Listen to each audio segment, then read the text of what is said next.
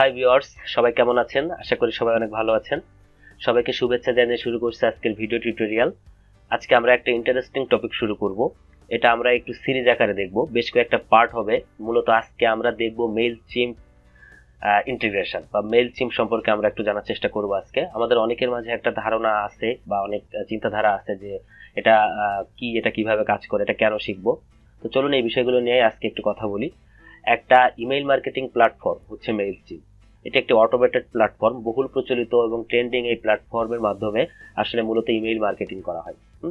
সাধারণত email marketing এর কাজ করে থাকে যারা ডিজিটাল মার্কেটিং এর কাজ করে, কিন্তু আমরা যারা ওয়ার্ডপ্রেস নিয়ে কাজ করি আমাদেরও কিন্তু অনেক সময় ওয়েবসাইটে মেইলচিম্প ইন্টিগ্রেট করার দরকার পড়ে।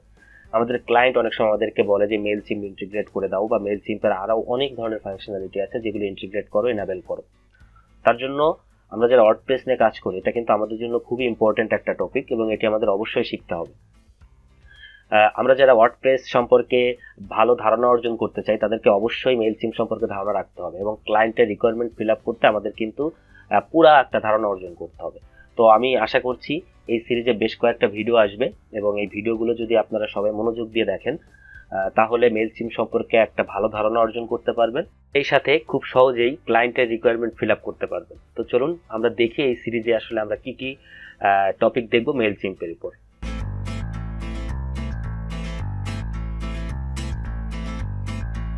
মেইলচিম্প ইমেল মার্কেটিং এই সিরিজটাতে আমরা যে বিষয়গুলো দেখব সেগুলো হচ্ছে সাইন আপ মেইলচিম্প, কিভাবে মেইলচিম্প ফ্রিতে সাইন আপ করবেন, অ্যাকাউন্ট করবেন সেটা দেখব।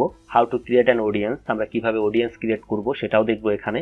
How to design email templates, কিভাবে একটা প্রফেশনাল ইমেল টেমপ্লেটস রেডি করবেন ইমেল মার্কেটিং এর জন্য সেটা দেখব এখানে।